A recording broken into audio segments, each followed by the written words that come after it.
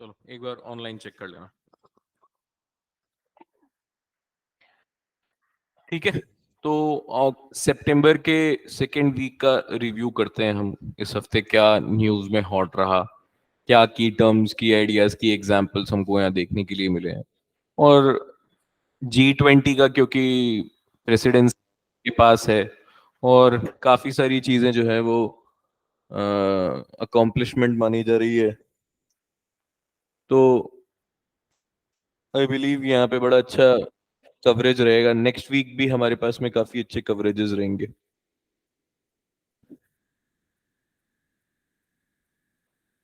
तो स्टार्ट करते हैं। 50 मिनट का टारगेट रखते हैं। 50 मिनट में एक हफ्ते का न्यूज़पेपर खत्म करेंगे। तो G20 से ही हम शुरू करें। G20 में सबसे पहले की इशू क्या रहा यहाँ पे, है ना, क्योंकि G20 अब एक बहुत बड़ा अफ्रीकन यूनियन ने भी ज्वाइन कर लिया है, एक मल्टीलेटरल फोरम बन चुका है, मल्टीपोलैरिटी को शेप दे रहा है ना। तो वो यूनिपोलर बाइपोलर वर्ल्ड के बाद में यूनिपोलर वर्ल्ड और फॉर मल्टीपोलैरिटी। तो अब जैसे ये रीजनल ऑर्गेनाइजेशंस हैं, ब्रिस्क हुआ, है ना, और आपका एससीओ हुआ, आसियान हुआ, G20 हुआ। अब G20 इतना हाइप में आप एक्सपेक्ट कर सकते हैं कि आने वाले कुछ दिनों में जो मेंस एग्जाम है उसमें ये क्वेश्चन G20 से कहीं ना कहीं GS2 में तो 100% कहीं ना कहीं से पूछ लेंगे कि G20 की रेलेवेंस इंडिया के लिए या growing relevance of these kind of regional partnerships, है ना। तो इसलिए ये इंपॉर्टेंट हो जाता है। तो यहाँ की इशू क्या बनता है, relevance of G20 in multipolarity. Multipolar world shape कर रहा है अब इस, क्योंकि पार्टिसिपेंट्स इतने बड़े बड़े हैं। यूएस भी पार्टिसिपेंट है, चाइना आया नहीं आया उसके बात नहीं है, लेकिन इंडिया है, चाइना है, रशिया है, अफ्रीकन यूनियन है, कुछ साउथ ईस्ट एशिया के, सेंट्रल एशिया के कितनी कंट्रीज हैं, यूरोपियन कंट्रीज कितनी सारी है। तो अब ये मल्टीपोलैरिटी शेप कर रहा है, तो यहां से आपके लिए ये इंपॉर्टेंट है। यहाँ पे एक टर्म आएगी ग्लोबल बायोफ्यूल अलायंस, आज शायद आपके पेपर में छपा हुआ भी होगा। ग्लोबल बायोफ्यूल अलायंस एक न्यू दिल्ली डिक्लेरेशन साइन हुई है। आज हमने इसको इसलिए कवर नहीं किया है क्योंकि आज का जो संडे का कवरेज रहता है वो हम नेक्स्ट वीक में इंक्लूड करते हैं।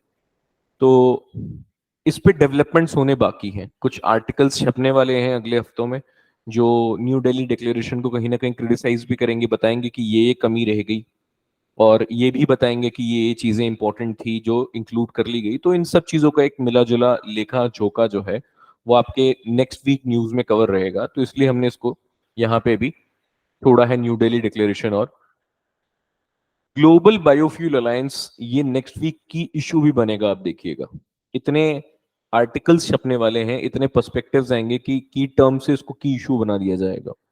ये सिर्फ प्रीलिम्स रिलेवेंस नहीं रह जाएगा, आपको मेंस में भी ये काम देगा। छोटा सा अब जो ज्वाइंट सेशन हमने शायद पिछली बार भी कवर किया है, जो पार्लियामेंट का एक ज्वाइंट सेशन हो रहा है उसमें बात चल रही है कि भाई क्या डिस्कशन डिबेट्स होने वाले हैं। तो पता लगा कि शायद साइमल्टेनियस इलेक्शन पे बातचीत होने वाली है, और लगातार न्यूज़पेपर्स में आर्टिकल्स भी आ रहे हैं साइमल्टेनियस इलेक्शन पे। क्या ये वायबल है इंडिया के लिए, नहीं है, क्या इशू है अगर हम साइमल्टेनियस इलेक्शंस को अडॉप्ट कर लेते हैं, तो क्यों नहीं करना चाहिए साइमल्टेनियस इलेक्शंस को अडॉप्ट।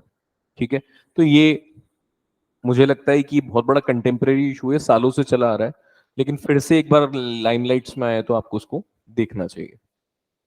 अटलांटिफिकेशन of Arctic ocean. अटलांटिफिकेशन क्या है? ठीक है, जैसे ये जो टर्म आई है अटलांटिफिकेशन, आइसबर्ग्स मेल्ट होने लग गए, है ना। तो अब आप सबसे पहले तो मेल्टिंग का कारण देंगे, थॉइंग बोलते हैं जिसे, है ना, थॉइंग बोलते हैं। तो वो थॉइंग का आप कारण देखेंगे और उसके बाद में आप अटलांटिफिकेशन को भी देखेंगे। ठीक है, अटलांटिफिकेशन क्या है? हो सकता है ये टर्म्स आपसे न्यूज पेपर्स में जो लगातार ऐसे छप रही है, ये प्रीलिम्स में एज इट इज पूछ ली जाए, अटलांटिफिकेशन की रीजन क्या है, इसके पीछे होने का कारण क्या है? सबसे बड़ा कारण है पोल्यूशन एंड क्लाइमेट चेंज। जो आइसबर्ग्स मेल्ट हो रहे हैं उसमें ये सबसे बड़ा कारण रहता है। तो ये अगेन, और आप एक एविडेंस की तरह भी पेश कर सकते हैं कि भाई पोल्यूशन और क्लाइमेट चेंज इतना बढ़ गया है कि आइसबर्ग्स वगैरह मेल्ट हो रहे हैं, and there is a new term in the news, that is Atlantification. This has led to Atlantification of the Arctic region. तो इस तरह से आप अपने सब्सटैंसिएशन में भी यूज कर सकते हैं, और इसको आप ये मुझे लगता है कि फोर्थ या फिफ्थ टाइम में पोल्यूशन और क्लाइमेट चेंज आपको की इशू में दे रहा हूँ। अब आप समझ जाइए कि कितना इंपॉर्टेंट इशू है। स्टेट हंगर इंडेक्स, ठीक है। अब ये स्टेट हंगर इंडेक्स जो पब्लिश हुई थी, ये केवल हंगर इंडेक्स के मानिए कि एक पैरेलल में एक साइमल्टेनियसली उसको इनोवेट किया गया है। लेकिन मुझे लगता है कि स्टेट हंगर इंडेक्स से ज्यादा आपको ग्लोबल हंगर इंडेक्स पे देखना चाहिए, कौन सी एजेंसी इसको पब्लिश कर रही है। अगेन प्रीलिम्स रेलेवेंट टर्म है, तो आप इसको ग्लोबल हंगर इंडेक्स को देखेंगे। एक फ्रेंच मॉडल है सेक्युलरिज्म का। मेरे बहादुर बच्चों को लेट याद आता है। This model of secularism is known as laicite, ठीक है। अब आपको पता होगा कि यहाँ पे पिछले हफ्ते भी हमने देखा कि फ्रेंच में एक अटायर है जिसको बैन कर दिया है पहनने से। अब ये डिबेट लगातार चली आ रही है कि इंडियन मॉडल ऑफ सेक्युलरिज्म और वेस्टर्न मॉडल ऑफ सेक्युलरिज्म में क्या फर्क है। ये एक बहुत बड़ा इशू है जो आप मान के चलिए कि जीएस 1 में या जीएस 2 में सेक्युलरिज्म ऑफ कोर्स आपका प्रियम्बल में मेंशन्ड है, सेक्युलर एक टर्म मेंशन्ड है, 42nd अमेंडमेंट एक्ट से ऐड किया गया था। और क्यों किस मॉडल को हमने अडॉप्ट किया है ये सब जीएस 2 का पार्ट है। लेकिन हमारी सोसाइटी पे भी इसका बहुत बड़ा इम्प्लीकेशंस है, तो जीएस 1 में भी इसका रेलेवेंस बनता है। तो जीएस 1 और जीएस 2 दोनों में ही सेक्युलरिज्म आपसे पूछा जा सकता है। रट के रख लेना इन पॉइंट्स को, मतलब रट के इन सेंस रट के। आपसे कोई पूछे ना तो 5 पॉइंट्स तो आपको डिफरेंसेस के और सिमिलैरिटीज के दोनों के याद होने चाहिए।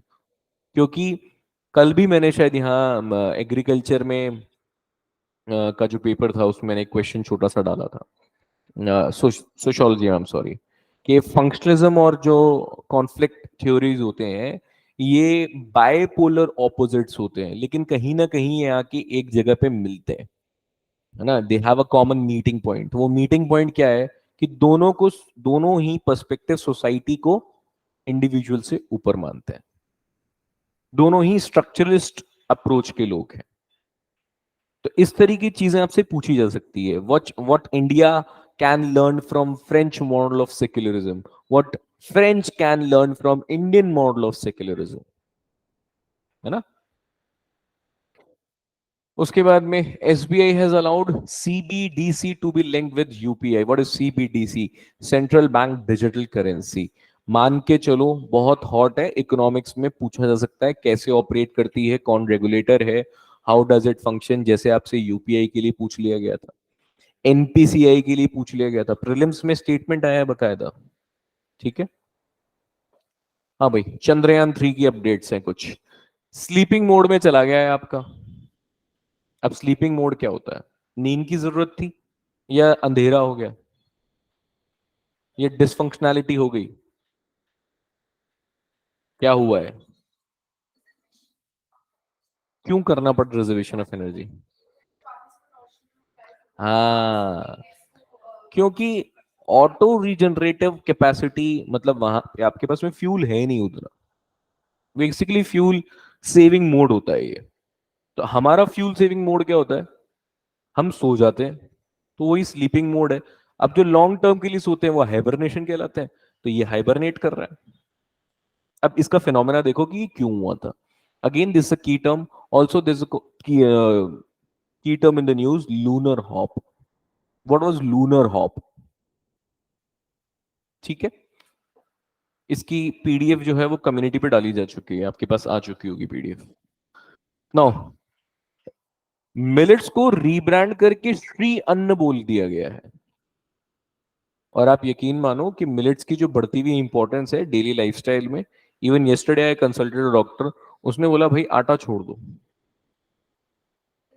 हम लोग उन लोगों को बड़े गंदी नजर से देखते हैं जो ज्वार और बाजरा खाते हैं, है ना। उनको बोलते हैं अरे तो गरीब लोग हैं। तुमको पता है कि मिलेट्स की कीमत कितनी है आज की डेट में?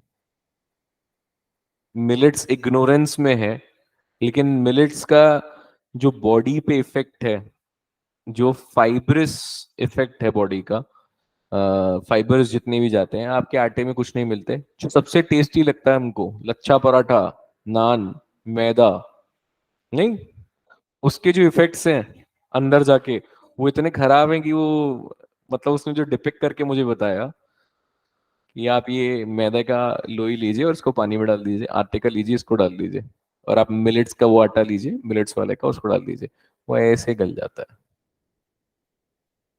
Millets very important. तो सरकार जब किसी चीज पे इतना एम्फेसिस कर रही है तो उसका मतलब आपको मिलेट्स के बारे में पढ़ना है। श्री अन्न के बारे में मत पढ़ो, मिलेट्स के बारे में पढ़ो। कितने टाइप की मिलेट्स होती हैं, कौन से मिलेट्स किस विटामिन में रिच होती है ना। इंटरनेशनल ईयर ऑफ मिलेट्स कब था? Yes. 60% of the global animal and plant extinction is due to alien species. And what kind of alien species is that which has emerged due to human activities? ठीक है। अब alien species में कुछ नाम आए थे। एलियन स्पीशीज आपको पता ही है, जो इंक्रोच कर जाते हैं किसी भी दूसरी टेरिटरी में, जो एंडेमिक नहीं होते हैं उस रीजन के, लेकिन वो बाहर से आके इन्वेड कर जाते हैं। तो उसमें एक बहुत कॉमन है टेरर ऑफ बंगाल, जिसका नाम है वाटर हाइसन। लेकिन इसके अलावा इनका भी नाम आया था, black red, brown tree snake, water हाइसन मैंने आपको बता दिया, लैंटेना एंड जेब्रल मेसल्स। अब हो सकता है कि प्रीलिम्स के पेपर में आपको बोला जाए विच amongst them is one of the invasive species. अब आपको ब्लैक रेड लगेगा, अरे चूहे तो मिलते ही हैं, इन्वेजिव कहाँ है? हर जगह मिलते हैं चूहे तो, इन्वेजिव थोड़ी होते हैं चूहे। चूहे तो घर का सदस्य होता है। नहीं, किसके घर में चूहे नहीं है? चूहा तो घर का सदस्य होता है, तो इन्वेजिव स्पीशी नहीं है। बहुत कॉमन कॉमन सी चीज पूछ ली जाती है। 2016-17 में क्वेश्चन पूछा गया कि इनमें से किस किस को जीआई टैग मिला हुआ है। उसमें दाल बाटी चूरमा भी लिखा हुआ था, तिरुपति का लड्डू भी लिखा हुआ था, है ना। तो अब वहां पे अगर आपको थोड़ा सा कॉमन सेंस काम करता है तो आप सोचो कि दाल बाटी चूरमा प्रिपेयर्ड डिश है, उसको प्रिजर्व नहीं किया जा सकता। जीआई टैग जैसी चीज किसी भी क्यों मिलती है, ज्योग्राफिकल इंडिकेशन टैग कहां से मिलता है? कि अगर कहीं भी किसी एक जगह कोई चीज फेमस है तो, है ना। तो प्रिपेयर्ड क्विजीन अगर मुझे कहीं बाहर पहुंचानी है ना, मतलब ब्लू पॉटरी है, लेदर के प्रोडक्ट्स हैं, टॉयज हैं, ये तो मैं कहीं भेज सकता हूँ ना। वो मेरे शहर का अगर कोई चीज फेमस है, अब कोई बोले कोटा की कचौरी को जीआई टैग मिला हुआ है, तो भाई कोटा की कचौरी की लाइफ लाइन कितनी है, लाइफ टाइम कितना है उसका, पेरिशेबल पीरियड कितना है? तो उसको अगर मैं कहीं बाहर भेजना चाहता हूं तो मेरे पास में स्कोप है क्या? दाल बाटी चूरमा को मैं थाईलैंड भेज दूंगा क्या बना के? मैं उसको ग्लोबली रिकॉग्नाइज करवाना चाहता हूँ, तो क्या ये डिश हो सकती है? तो वहां पे कॉमन सेंस इतना सही काम करना चाहिए, प्रिपेयर्ड डिश है। उसमें ब्लू पॉटरी, अगर जयपुर की ब्लू पॉटरी का नाम था तो ब्लू पॉटरी था आंसर में। अरे भाई कमोडिटी है। मोस्टली जीआई टैग्स जिसको दिए जाते हैं वो चीजें या तो रॉ फॉर्म में मिलेगी आपको, या बनाना हो गया, है ना, चंबा रुमाल हो गया, बनेर गप्पे मैंगोज हो गए, केरला के बहुत सारे टाइप ऑफ बनानास फेमस है, जीआई टैग मिला हुआ है केरला के। ये सब रॉ फॉर्म में है, लेकिन प्रिपेयर्ड फॉर्म में नहीं मिलता जीआई टैग। रसगुल्ले का, अब आप देखोगे रसगुल्ला एक्चुअली क्या है, वो प्रिपेयर्ड नहीं है, वो सिर्फ छेना होता है, दूध से छेना निकाला जाता है और छेना। अब उसके लिए भी डिस्क्रिपेंसी है, वो स्प्लिट है कि किसको दिया जाए। हाँ, वो बोला जाता है कि बंगाल को मिलना चाहिए था। तो अगेन वो रॉ फॉर्म है ना, मिठाई हो गया, कुछ एक चीजें हैं, लेकिन वो पेरिशेबिलिटी अगर आप देखोगे तो थोड़ा सा उसमें कम मिलता है। हाँ भाई, एक और टर्म न्यूज में थी, border biosecurity. What is border biosecurity? इसको पढ़ना, फिल्म स्पेसिफिक रहेगा बॉर्डर बायोसिक्योरिटी। हाँ जी। एक छोटा सा एडिटोरियल था इंडियन एक्सप्रेस में, उसमें एक छोटा सा की आइडिया था जो मैं आपसे शेयर करता हूँ। Climate vulnerabilities and extremities have intensified events of child marriages in India. अभी बड़ा ही अजीब सी एनालॉगी क्रिएट करी थी, अजीब सा एक लॉजिक दिया था, लेकिन उस लॉजिक के पीछे का देखो किस तरह से उन्होंने सीक्वेंस किया कि जब क्लाइमेट वल्नरेबिलिटीज होती हैं तो पुअर और पॉवर्टी पे बहुत इम्पैक्ट पड़ता है। तो जब मेरे पास में पैसा नहीं है, जब मान लो फसल हुई और हीट वेव्स के कारण खराब हो गई वो फसल, अब मेरे पास पैसा नहीं है, मेरे पास में, हमारे इंडियन कल्चर में क्या है, अभी एक high court, Chandigarh high court की जस्टिस से भी पूछा गया कि एसेट्स और लाइबिलिटीज डिक्लेयर करो, तो उसने अपनी डॉटर का नाम लाइबिलिटी साइड में लिखा था। तो हमारे इंडियन कल्चर में ये एक माइंडसेट है कि बेटी की शादी करना एक बहुत बड़ी लाइबिलिटी होती है सिर पे। और आप देखो जिसकी भी शादी हो जाती है वो बोलता है ओहो, मेरे तो सारे क्या बोलते हैं उसको, हाँ गंगा नहा लिए ना, नए नए डायलॉग्स टाइप के जो होते हैं। तो अब वो उस सिचुएशन में क्या करेगा, एज सून एज पॉसिबल उस लाइबिलिटी को कम करेगा।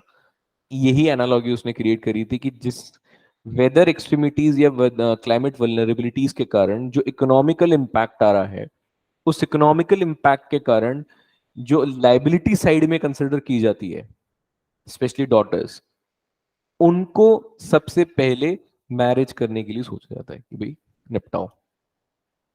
ठीक है। हाँ भाई, वैक्सीन एज डिप्लोमेटिक फ्रीबीज की वर्ड था यहाँ पे। अगर ये हो चुका है, हमको ज्यादा अंदर जाने की जरूरत नहीं है, वैक्सीन बन गई, क्वेश्चन आ चुका। अब आपको वैक्सीन डिप्लोमेसी या vaccine diplomacy as diplomatic freebies, अब आप इन दोनों को क्या कर सकते हो, कीवर्ड में यूज कर सकते हो। इंटरनेशनल रिलेशंस जीएस पेपर 2 में आप कई जगह इंडिया का रोल ऐसे लिख सकते हो, क्योंकि हमने वैक्सीन दी है कोविड टाइम्स में लोगों को। हाँ भाई, इन्वायरमेंट पोल्यूशन के अंदर एक और टर्म आई, इकोसाइड। गूगल करके पढ़ना है उसको, इकोसाइड को। What is ecocide? ये छोटी छोटी टर्म्स आएंगी, 2 नंबर का क्वेश्चन देके चली जाएंगे आपको प्रीलिम्स में। आपको लगेगा कि यार ये कहाँ पूछ रहे हैं, ये तो किसी मटेरियल में भी नहीं है। कोई मटेरियल काम नहीं कर रहा आज की डेट में। न्यूज़पेपर पढ़ो, बिल्कुल ऑर्गेनिक फॉर्म में प्रिपेयर करो।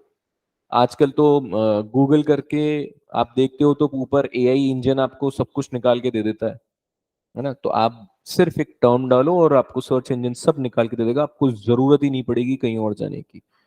इकोसाइड को आप गूगल करो।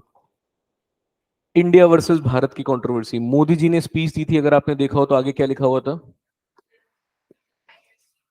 अब ये पॉलिटिकल है या कोई भी माइंडसेट है दिमाग में, क्योंकि ऑपोजिशन अलायंस का नाम क्या है?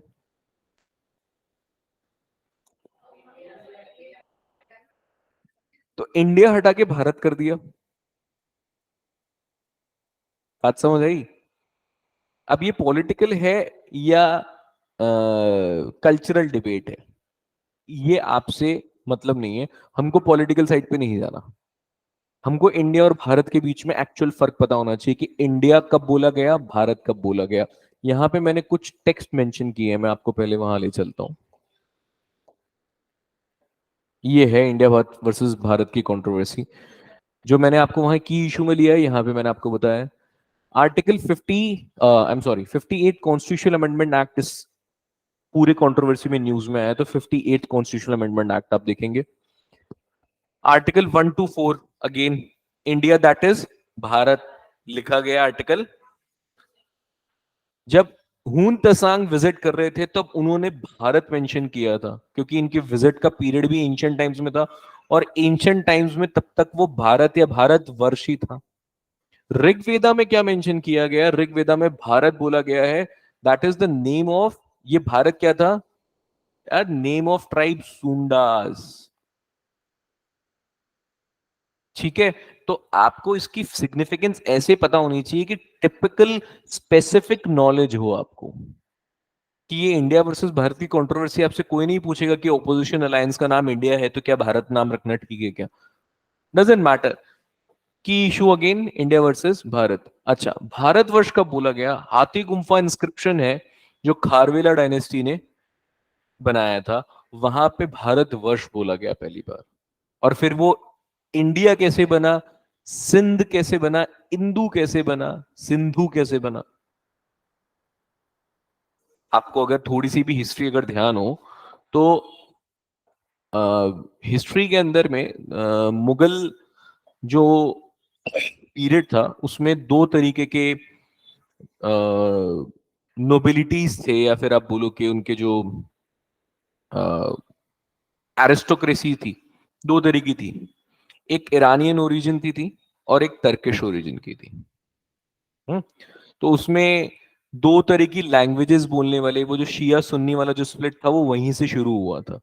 तो मुगल पीरियड में ये जो इंटरनल, मतलब औरंगजेब के बाद में जो चीजें शुरू हुई वो तो एक साइड पे अलग है कि successions, battle of successions were there, है ना। उसके बाद में औरंगजेब ने जो बीजापुर और गोलकोंडा को कैप्चर कर लिया था, तो बोला गया कि मनसबदारी, बेसिकली वो मनसबदारी सिस्टम जो था उसके अंदर में जो रेवेन्यू की पावर्स थी वो अल्टीमेटली किसके पास थी? मनसबदार के पास। मनसबदार कौन थे? नोबल्स जो थे, या फिर जो नीचे मिलिट्री कमांडर्स, अब उनको दे दिया जाता था लैंड। इस लैंड से जो भी रेवेन्यू एक्रू हो रहा है वो आप अपने पास रखिए और अपने सोल्जर्स को और मिलिट्री को मेंटेन करने के लिए यूज कीजिए।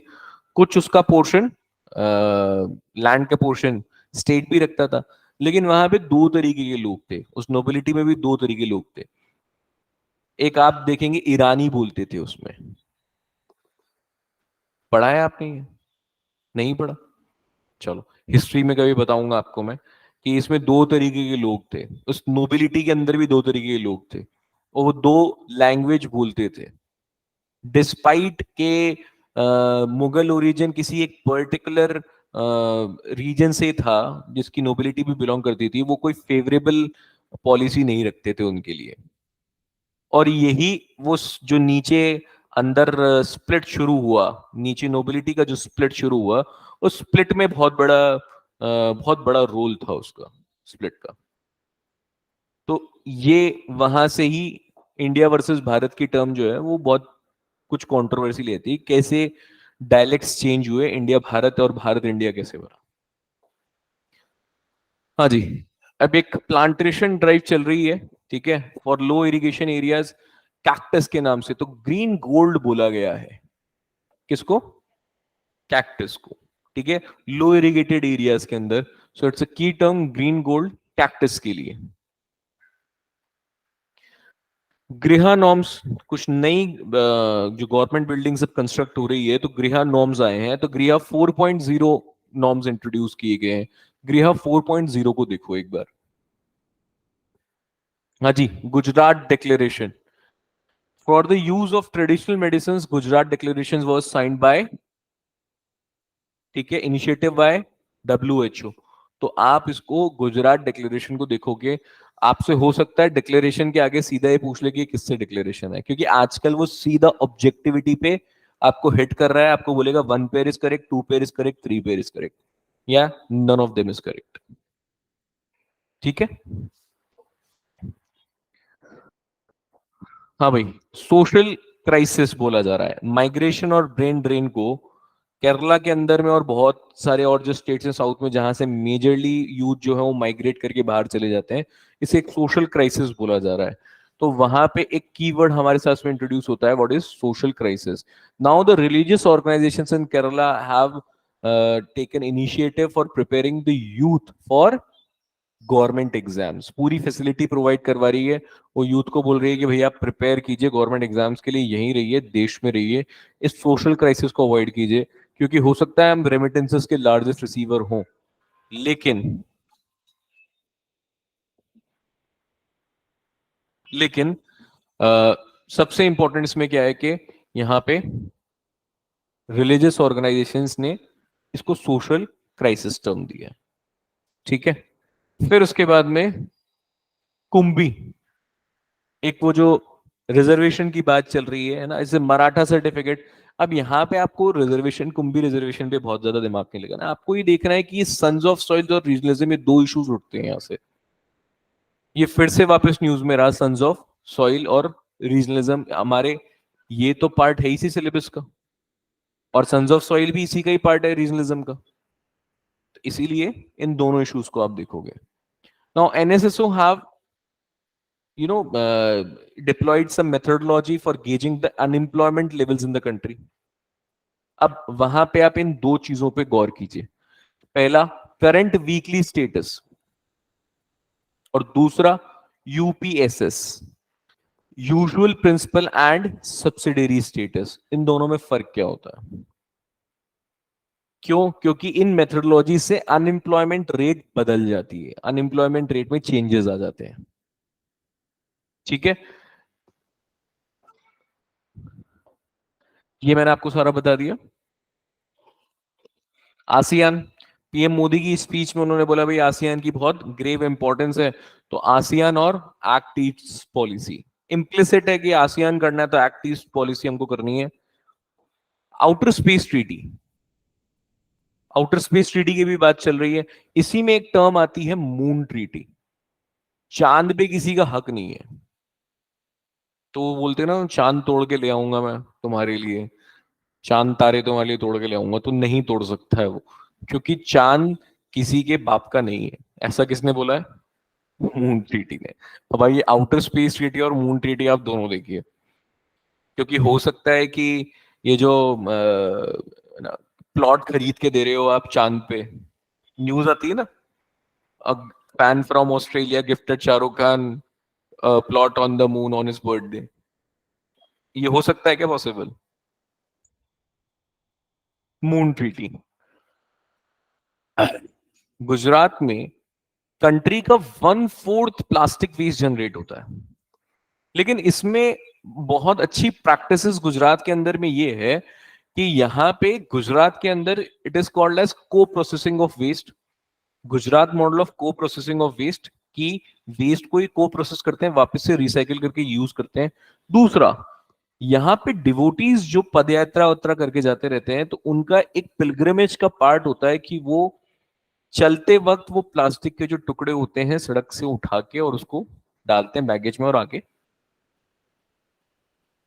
ठीक है, तो ये मॉडल आप कैसे यूज कर सकते हैं की एग्जांपल में, Gujarat model of co processing of waste and devotees that collect the plastic waste from the pathway throughout the year in the course of their pilgrimage। कितनी अच्छी प्रैक्टिस है। हम क्या करते हैं हमारे पिलग्रिमेज में? हम पी के फेंक देते हैं, खा के फेंक देते हैं। जितनी भी बड़ी यात्राएं हो रही है ना, श्री रामदेवड़ा की होने वाली है फरवरी मार्च के अराउंड में, खाटू में होता है और सालासर बालाजी में, मतलब कितने जितने पिलग्रिमेज होते हैं, एडमिनिस्ट्रेशन के लिए और उस लोकेलिटी के लिए वो एक क्राइसिस पीरियड है, वो क्राइसिस पीरियड है। आपको पता है कि इस वक्त एक टेम्पल है ना सीकर के पास में, खाटू श्याम जी का मंदिर से बोलते हैं, वहां पे एडमिनिस्ट्रेशन के लिए वो जो मेला ऑर्गेनाइज होता है ना, एनुअली एक फेयर होता है, वो मेला ऑर्गेनाइज जो होता है उसमें एडमिनिस्ट्रेशन के लिए चीजें ऑर्गेनाइज करना इतना डिफिकल्ट काम है कि सबसे पहले तो ट्रैफिक, उसके बाद में क्राइम्स,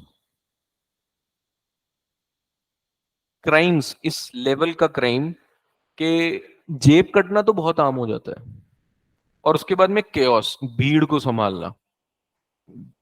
मेला खत्म होने के बाद में it almost takes around 1.5 months for the local municipal administration to clean the particular area. 1.5 महीना लगता है साफ करने में।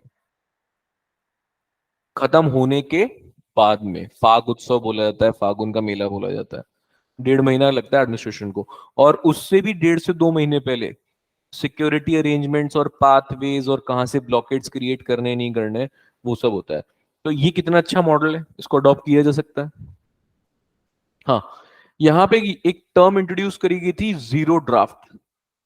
UN has introduced resolution, zero draft resolution against plastic pollution. अब आपसे ये हो सकता है कि एग्जाम में पूछ ले what zero draft resolution pertains to, है ना?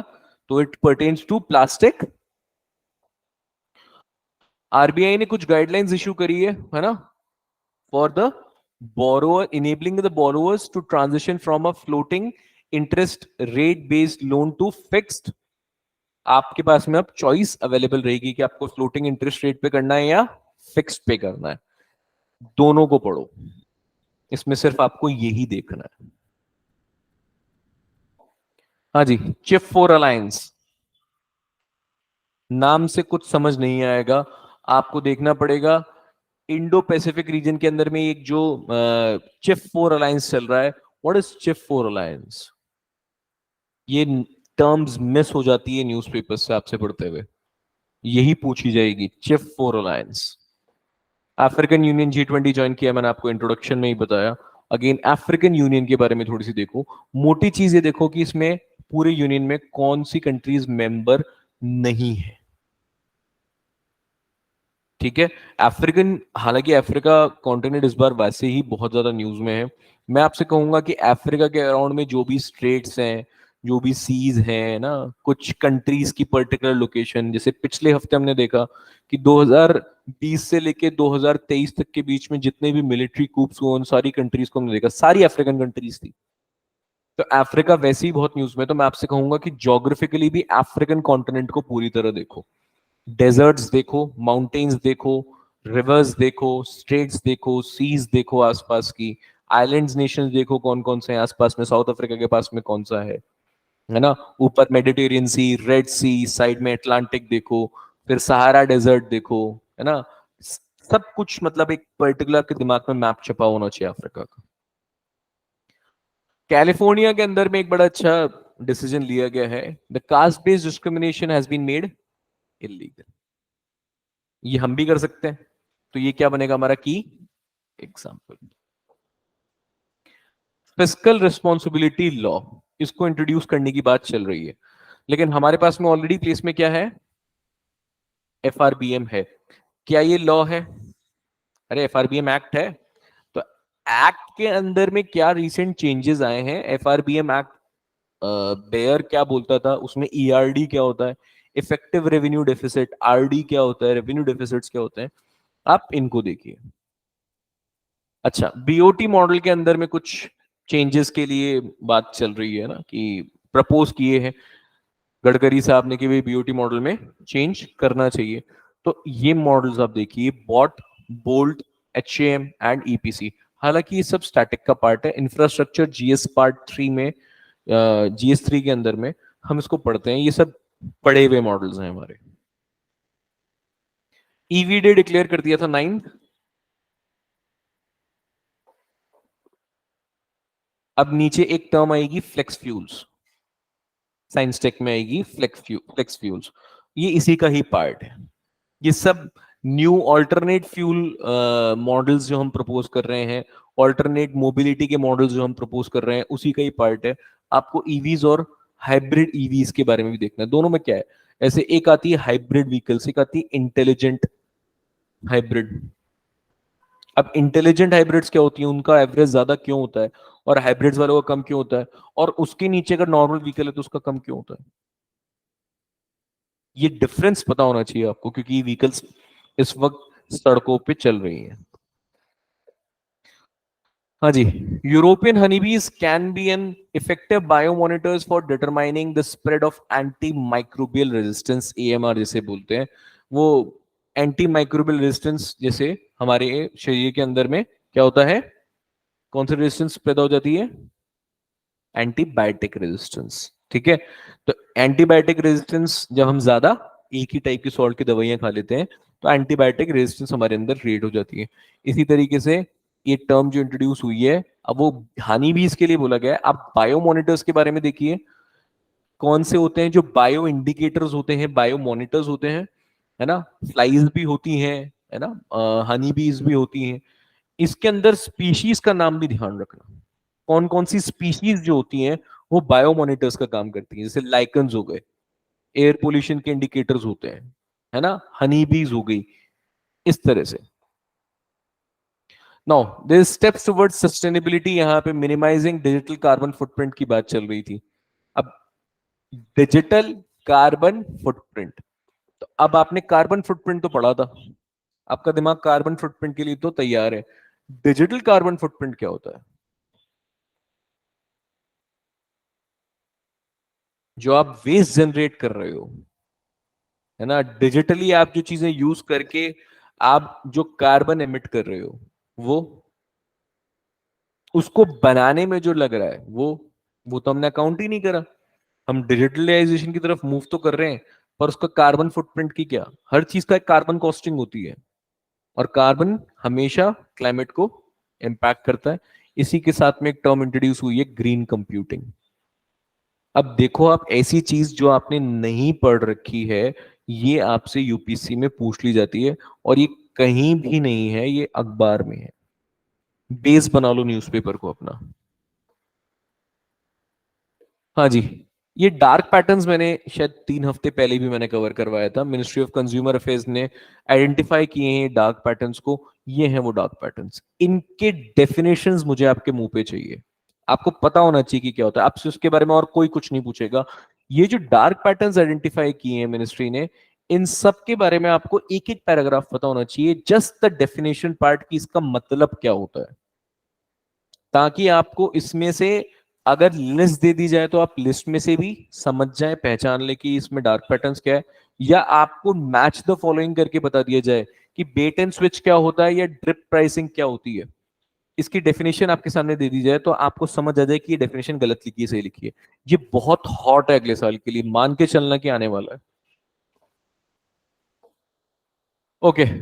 स्वच्छ वायु सर्वेक्षण इंदौर वापस से फर्स्ट रैंक आया है। कोई मतलब वाली बात नहीं है, आपको सबसे पहले नेशनल क्लीन एयर प्रोग्राम के बारे में ध्यान रखना है। फिर आप ध्यान रखोगे प्राण पोर्टल के बारे में, मिशन लाइफ, SATAT। फिर उसके बाद में extended producer responsibility, polluters pays principle. ये सारा का सारा आप इन्वायरमेंट में कवर करते हो। इसमें एडिशंस मैं आपको बता देता हूं, मिशन लाइफ और STAT, बाकी सब ये चारों चीजें आपके एनवायरनमेंट में स्टैटिक में प्रिपेयर होती हैं। ये एक्सटेंडेड प्रोड्यूसर रिस्पॉन्सिबिलिटी ये भी प्रिपेयर होती है आपके, पोल्यूटर स्पेस प्रिंसिपल भी कवर होता है। ये चीजें इसलिए डाल दी जाती है ताकि आपका थोड़ा रिवीजन होता रहे, दिमाग से कोई चीज ऐसे आउटडेटेड नहीं हो जाए। हाँ भाई, एक और की टर्म आई है, this evidence of बिजारे bird like dinosaur. अब वो क्या है क्या नहीं है इसका कोई मतलब नहीं है हमको। बर्ड लाइक डायनासोर, आप देखो ये स्पीशी जो न्यूज में है वो क्या है, फोटो देखना, तब जाके चीजें याद रहेगी। किसी भी चीज को इस तरह से याद करना हो तो फोटो देख के याद करो, ठीक है। Now India first UPI ATM was unveiled. अब यूपीआई से भी आप पैसा डायरेक्ट निकाल सकते हैं, एटीएम कार्ड की जरूरत नहीं है, यूपीआई नंबर डालिए और तो आप यूपीआई एटीएम थोड़ा सा देख लो। हालांकि प्रोबेबिलिटी थोड़ी सी कम हो जाती है, लेकिन brown label white label ATMs के साथ साथ आप यूपीआई एटीएम भी देखो कि क्या फर्क है उसमें, ये फंक्शन कैसे करता है। और ज्यादा अच्छे से जानना हो तो एक बार जाके पैसे निकाल लेना। हाँ हाँ, याद रहेगा, प्रैक्टिकल एक्सपीरियंस है। नो, एक नया इनिशिएटिव लॉन्च हुआ है जिसका नाम है innovative finance. This not MDB, it is ADB, Asian development bank, ठीक है।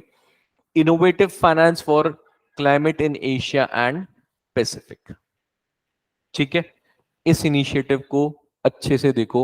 ADB छोटी ऑर्गेनाइजेशन नहीं है, उनका अगर कोई इनिशिएटिव है तो उस इनिशिएटिव, हर साल प्रीलिम्स में 1 या 2 क्वेश्चंस आते हैं ऐसे इनिशिएटिव्स पे, और वो भी वो मल्टीलेटरल एजेंसीज जो ले रही हैं, ठीक है। Mineral security partnership US led group है ये, और इसमें 14 टोटल मेंबर्स हैं। इसमें इंडिया पार्टिसिपेंट है। आपको क्रिटिकल मिनरल्स के बारे में पढ़ना है, क्योंकि क्रिटिकल मिनरल्स के लिए ही बना है। इसमें वो 14 मेंबर्स कौन कौन है, उसमें बस मोटी मोटी कंट्रीज को याद रखना। कोई ऐसी कंट्रीज लगती है जो एक्सेप्शनली है, जिसको नहीं होना चाहिए था फिर भी है, ऐसी कंट्री को मान लो पाकिस्तान ही है, तो आप कॉमन सेंस से सोचो कि आपको पढ़ के अगर इंट्रीगिंग लग रहा है अरे पाकिस्तान भी है, तो यूपीएससी भी आपको उसको पैंतरा फंसाएगा वहां पे वो, कि तुम पाकिस्तान को एलिमिनेट करोगे। अरे पाकिस्तान गरीब कंट्री, ये कहां होगा।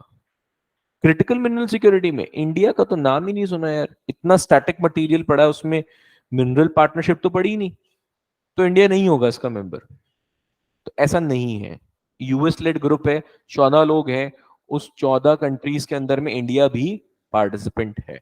क्रिटिकल मिनरल्स को जरूर देखो, इसकी लिस्ट जरूर देखना। क्रिटिकल मिनरल्स में कितने मिनरल्स आते हैं। बहुत ज्यादा मिनरल्स को क्रिटिकल कैटेगरी में नहीं डाला जाता। अब ये छोटी छोटी कुछ स्कीम्स और इनिशिएटिव्स जो न्यूज में थे, ये हमेशा आपके प्रीलिम्स पॉइंट ऑफ व्यू से बनते हैं, इसलिए मैं इसका सेक्शन सेपरेट कर दिया हूं आपके लिए। ऑपरेशन गज, ठीक है, आंध्र प्रदेश ने ऑपरेशन गज लॉन्च किया है। एक बार गूगल करके पढ़ो, सिर्फ एक एक दो दो पैराग्राफ पता होना चाहिए आपको इसके लिए। दीक्षा के बारे में पढ़ो, 2 हफ्ते से लगातार न्यूज में इंक्लूसिव एजुकेशन के लिए। एनईपी भी था, हमने कवर कर लिया एनईपी 2020। गृहा 4 नॉर्म्स ऊपर मैंने आपको बताए थे।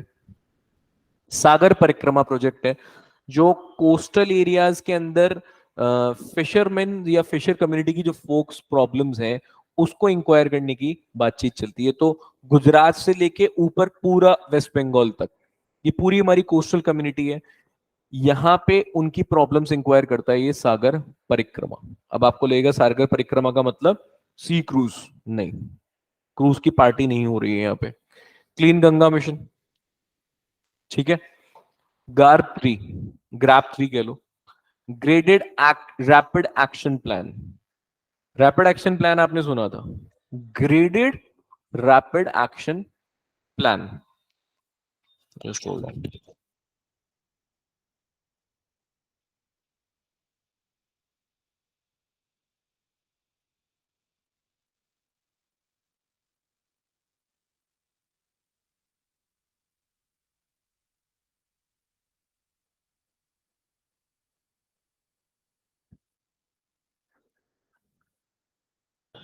ये डार्क पैटर्न्स हमने देख लिए, मैंने आपको लिस्ट भी दे दी। मैं आपको फिर से वार्न कर रहा हूं, डार्क पैटर्न्स के बारे में पढ़ लेना। 10 के 10 डार्क पैटर्न्स की डेफिनेशंस पता होनी चाहिए कि वो क्या होता है, और नहीं तो यूट्यूब पे कोई वीडियो देख लेना। अब ये कुछ पर्सनालिटीज अवार्ड्स न्यूज में रहे। अच्छा, तमिल पोएट हैं ये, नाम मैं नहीं लूंगा, कोई बात नहीं, एक बार होता है। नाम मैं नहीं लूंगा क्योंकि वो प्रोनाउंसिएशन गड़बड़ हो जाएगी, ठीक है। तो तमिल नाम है तो बस आप देख लो। कनियन बाबू है, ठीक है, बाबू नॉर्थ के और कनियन साउथ के। तो कनियन बाबू हैं, तमिल पोएट हैं। और ये Ramalinga Swami Vallalar, this was the contemporary of Narayana Guru, he was against the caste discrimination also. तो आप ये जरूर जरूर देखें, क्योंकि नारायण गुरु का कंटेम्पररी प्लस कास्ट डिस्क्रिमिनेशन के अगेंस्ट में, छोटी पर्सनालिटी नहीं है। हाँ जी, स्पीशीज इन न्यूज, एक बैम्बू की टाइप है जिसका प्रोनाउंसिएशन करना ठीक नहीं है, ठीक है, लेकिन ये अंडमान में पाई जाती है, इसीलिए इसे क्या बोलते हैं, अंडमानिकम। इसको बीएसआई पे पेटेंट मिल गया है, इस बैम्बू के पर्टिकुलर स्पीशी पे बीएसआई को क्या मिल गया है, पेटेंट मिल गया है, इससे रीयूजेबल स्ट्रॉ बनाने के लिए, ठीक है। अब इस पर्टिकुलर चीज के बारे में आप पढ़ लीजिए, कोई बात नहीं। लोग माइकल शुमारकर को भी बहुत पहले तक तो चूमा पूमा मुंह करते थे, बाद में जब न्यूज एंकर्स ने बोलना शुरू किया माइकल शुमारकर, तब जाके उसकी स्पेलिंग बड़ी, चेकोस्लोवाकिया, ये वो छोटी छोटी चीजें होती है जो टंग ट्विस्टर की तरह काम करती हैं आपके लिए। White sambar was the white sambar first recorded photographic record of white form of sambar in Cauvery wildlife sanctuary. अब मैं आपको बता देता हूँ, एक तो ये व्हाइट सांबर देख लो, ठीक है, और उसके बाद में कावेरी वाइल्ड लाइफ सेंचुरी। हाँ, ब्राउन होता है सांबर इडली के साथ। जैपनीज एन्सेफेलाइटिस, ये आपको पिछले बार, हालांकि इसकी प्रोबेबिलिटी बहुत कम है, न्यूज में छपा था इसलिए मैंने आपको बता दिया। डेंगू टीबी बहुत न्यूज में। हाँ जी, कल्चर, सलीमगढ़ फोर्ट, सलीम शाह सूरी के, मतलब शेर शाह सूरी के जो बेटे थे सलीम शाह सूरी, उन्होंने ये बनवाया था, तो सलीमगढ़ फोर्ट, ठीक है। फिर आपके यहाँ पे आता है पनीनीस, अष्टध्यायी। ये छोटी छोटी चीज, पनीनी कोई छोटा नाम नहीं है, बहुत बड़ा नाम है पनीनी की अष्टध्यायी, उसी का एक पार्ट है पनीनी की ग्रामर, जो बहुत फेमस भी है। हाँ भाई, महाराष्ट्र में एक नागरानी फेस्टिवल था, बुल रेसिंग हमने ऑलरेडी सुनी है ना, जलीकट्टू के बारे में हमने तमिलनाडु के बारे में बहुत सुना है, लेकिन यहाँ पे ये भी एक फेस्टिवल है नागरानी, जो कि महाराष्ट्र में सेलिब्रेट होता है। Bull racing, simply bull racing होती है। Pulikali dance, tiger dance, stripes, perform करते हैं बॉडी पे, पेस्ट वेस्ट पेंट वेंट लगाते हैं, टाइगर जैसे खुद को डेकोरेट करते हैं और फिर टाइगर जैसी मूव्स करते हैं। पुलिकली डांस ओनम में होता है केरला के अंदर, ठीक है। फिर आता है थिरुमराई। अब वापस से ऊपर नारायण गुरु आया, तो नारायण गुरु का एक वर्क है थिरुमराई, इसके बारे में आप पढ़ो, इसके अंदर में क्या लिखा है बस ये देखो, what does it pertains to. जैसे सुत पिटका, विनय पिटका, अभिधम पिटका हम पढ़ते हैं, तो हमको पता है कि इसमें क्या क्या लिखा है। अभिधम पिटका के अंदर फिलोसफीज है, सेरमन्स के रूल्स जो लिखे हुए हैं, है ना, तो वो किस में है, सुत्त पिटका में है या विनय पिटका में है, अभिधम पिटका में क्या है। तो हम कंटेक्स्ट हमेशा ध्यान रखें। तिरुमराई किससे पर्टेन करती है देखो, Sidhar movement again caste discrimination के अगेंस्ट में सिद्धार मूवमेंट था, and it was for the emancipation of lower caste. South India के अंदर ही ये सिद्धार मूवमेंट रहा है। ये दो चीजें इसलिए न्यूज में क्योंकि अभी एक तो G20 प्लस कुछ आर्टिकल जो मोहनजोदारो में हमसे आईवीसी में पाई गई, एक नटराज स्कल्पचर,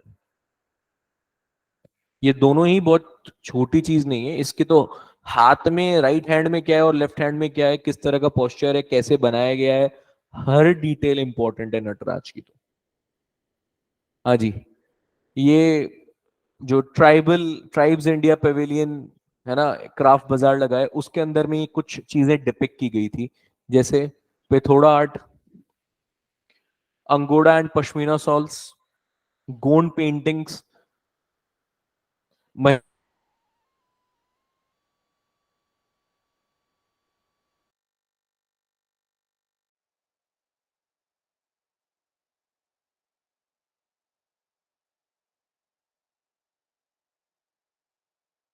शोकेस की जा रही है।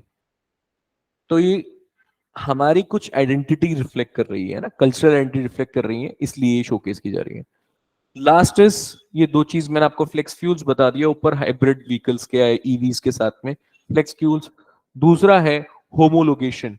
होमोलोगेशन क्या है, होमोलोगेशन फिट व्हीकल सर्टिफिकेशंस। सबसे पहले आप होमोलोगेशंस देखोगे तब आपको पता लगेगा कि ये होमोलोगेशन फिट व्हीकल सर्टिफिकेशन क्या होता है। अभी छोटी छोटी चीजें हैं जो आपसे पूछ ली जाएगी। What is homologation fit certification, fit certificate क्या सिग्निफाई करता है, व्हीकल्स के, हो सकता है कि आपको वो होमोलोगल फिट सर्टिफिकेट पूछ ले, तो हो सकता है कि वो बोले आपसे कि ये क्लाइमेट से पर्टेन करता है, स्टेटमेंट में लिखा है कि ये क्लाइमेट से, आपको लगेगा हाँ यार हो सकता है। होमो हो सकता है कि बॉडी के बारे में हो, होमो सापियंस ही आता है आपको क्योंकि, तो आपको लगेगा कि हो सकता है कि यार ये बॉडी के अंदर में न्यूट्रिएंट डेफिशिएंसी नहीं है, इसका सर्टिफिकेट देता है होमोलोगेशन। समझ रहे हो, मतलब कैसे वो बाहर आओगे, गूगल करोगे, आपको समझ आएगा अरे यार ये तो गलत हो गया। और फिर क्रिटिसिज्म होता है कि यार यूपीसी पता नहीं क्या पेपर बनाई थी। कहीं से नहीं बनता पेपर, यहीं से बनता है, ठीक है। तो this was the summary for the week of September. Next week हम फिर से इसी तरीके से पूरा इसको समराइज करेंगे। Till then, thank you so much.